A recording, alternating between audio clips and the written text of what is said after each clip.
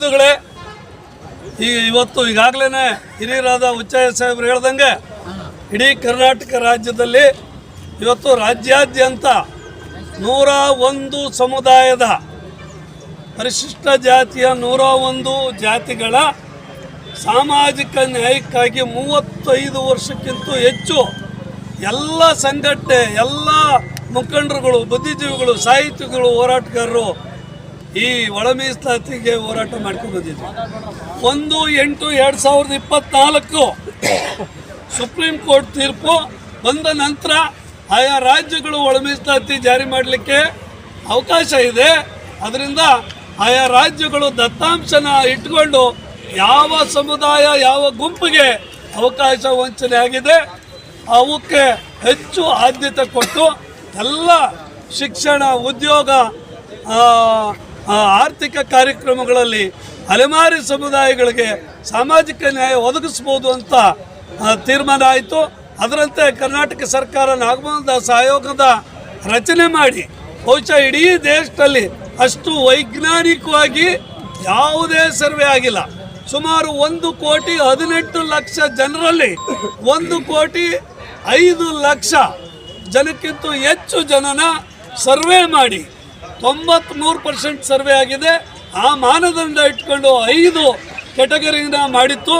ಆದರೂ ರಾಜ್ಯ ಸರ್ಕಾರ ಏನು ತಪ್ಪು ಮಾಡಿತು ಅಂದರೆ ರಾಜಕೀಯ ಒತ್ತಡಕ್ಕೆ ಮಣಿದು 3 ಗುಂಪುಗಳು ಮಾಡಿ ಸಾಮಾಜಿಕ ನ್ಯಾಯನ ರಾಜಿ ಮಾಡಿ ಏನೋ ಒಂದು ನ್ಯಾಯ ಸಿಗುತ್ತೋ ಈ ಸಮುದಾಯಕ್ಕೆ ಮತ್ತು ಅವಕಾಶ ವಂಚಿತ ಅಲೆಮಾರಿ ಸಮುದಾಯಕ್ಕೆ ನಮಗೆ ನ್ಯಾಯ ಸಿಕ್ತು ಅನ್ನೋ ಹಂತದಲ್ಲಿದ್ದಾಗ ಇವತ್ತು ಕೋರ್ಟ್ ಮೆಟ್ಲು ಈ ಕಡೆ ರಾಜ್ಯಪಾಲರ ಅಂಗಳದಲ್ಲಿರೋಂಥ ಕಡತ ಕೂಡಲೇ ಸಹಿ ಹಾಕಿ ಅದನ್ನು ಯಥಾವತ್ತಾಗಿ ಜಾರಿ ಮಾಡಬೇಕು ಅಂತ ಇಡೀ ರಾಜ್ಯಾದ್ಯಂತ ಈ ಶೋಷಿತ ಸಮುದಾಯ ಒತ್ತಾಯ ಮಾಡ್ತಾ ಇದ್ದೀವಿ.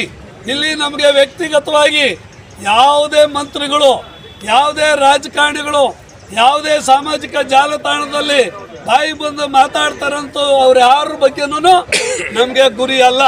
ನಾವು 101 ಸಮುದಾಯದ ಬಗ್ಗೆ ಡಾಕ್ಟರ್ ಬಾಬಾ ಸಾಹೇಬ್ ಅಂಬೇಡ್ಕರ್ ಅವರ ಸಂವಿಧಾನದ ಆಶಯಕ್ಕೆ ಅನುಗುಣವಾಗಿ ಎಲ್ಲರಿಗೂ ಸಾಮಾಜಿಕ ನ್ಯಾಯ ಸಿಗಬೇಕು. ಅದಕ್ಕೆ ಪೂರಕವಾಗಿ ನಮ್ಮ ರಾಜ್ಯ ಸರ್ಕಾರಕ್ಕೆ, ಕೇಂದ್ರ ಸರ್ಕಾರಕ್ಕೆ ಒತ್ತಡ ಏನು ಅಂದರೆ ನಮ್ಮ ಒತ್ತಾಯ ಸಂಪೂರ್ಣ ಒಳ ಮೀಸಲಾತಿ 25/8/2025 ಆದೇಶನ ಯಥಾವತ್ತಾಗಿ ಶಿಕ್ಷಣ, ಉದ್ಯೋಗ, ಬಡ್ತಿ ಮತ್ತು ಔದ್ಯೋಗಿಕ ಹಾಗೂ ಎಲ್ಲ ನಮ್ಮ ನಿಗಮ ಮಂಡಳಿಗೆ, ನಮ್ಮ ಜನಸಂಖ್ಯೆಗೆ ಅನುಗುಣವಾಗಿ ಹಣ ಬಿಡುಗಡೆ ಮಾಡಬೇಕು. ಮತ್ತು ಅಲೆಮಾರಿ ಸಮುದಾಯಕ್ಕೂ ಕೂಡ ನಮಗಿಂತೂ ಕಟ್ಟಕಡಿ ಅವಕಾಶ ಸಮುದಾಯಗಳಿಗೂ 1% ಮೀಸಲಾತಿ ಮತ್ತು ಔದ್ಯೋಗಿಕವಾಗಿ ಅವ್ರಿಗೆ ಅವಕಾಶ ಕೊಟ್ಟು ಸಾಮಾಜಿಕ ನ್ಯಾಯನ ಕರ್ನಾಟಕ ಸರ್ಕಾರ ಎತ್ತಿಡಿಬೇಕು. ಇಲ್ಲ ಅಂದರೆ ಸಾಮಾಜಿಕ ನ್ಯಾಯದ ರೂವಾರಿಗಳು ಅಂದ್ಕೊಂಡಿರುವ ಮಾನ್ಯ ಮುಖ್ಯಮಂತ್ರಿಗಳ ಬಗ್ಗೆ ಈಗಾಗಲೇ ನಮಗೆ ಭ್ರಮನಿರಸನ ಆಗಿದೆ. ಇದು ಇವರಿಗೆ ಕಟ್ಟಕಡೆಯ ಕೊನೆಯ ಅವಕಾಶ. ಈ ನ್ಯಾಯನ ಎತ್ತಿಡಿಬೇಕು, ಸಾಮಾಜಿಕ ನ್ಯಾಯನ ಅವರು ಎತ್ತಿಡಿದು ಅವರ ಘನತೆನೇ ಹೆಚ್ಚಿಸ್ಕೋಬೇಕು. ನಮ್ಮ ಇಡೀ ಶೋಷಿತರು ಇಟ್ಟಂಥ ನಂಬಿಕೆ ಉಳಿಸ್ಕೋಬೇಕು. ಅದೇ ರೀತಿ ಕೇಂದ್ರ ಸರ್ಕಾರ 17% SCಗೆ 15 ಇದ್ದಿತ್ತ 17 ಮಾಡಿದಂಥ ಶಿಫಾರಸ್ನ ಮತ್ತು STಗೆ 3 ಇದ್ದಿತ್ತ 7% ಮಾಡಿರೋ ಶಿಫಾರಸ್ನ ಕೂಡಲೇ ಸಂವಿಧಾನದ 9ನೇ ಶೆಡ್ಯೂಲ್ಗೆ ಸೇರಿಸಿ ಕೇಂದ್ರ ಸರ್ಕಾರ ಈ ಶೋಷಿತರ ಪರವಾಗಿ ಇದ್ದೀವಿ ಅನ್ನೋದನ್ನ ಸಾಬೀತು ಮಾಡಬೇಕು.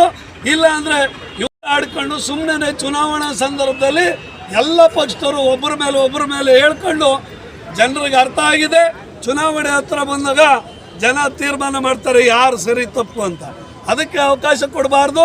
ನಾನು ರಾಜ್ಯ ಮತ್ತು ಕೇಂದ್ರ ಸರ್ಕಾರಕ್ಕೆ ಈ ಸಮಸ್ತ ಮಾದಿಗ ಹಾಗೂ ಅಲೆಮಾರಿ ಎಲ್ಲ ಶೋಷಿತರ ಪರವಾಗಿ ಕಳಕಳಿಯಿಂದ ಮನವಿ ಮಾಡ್ತಾ ಇದ್ದೀನಿ.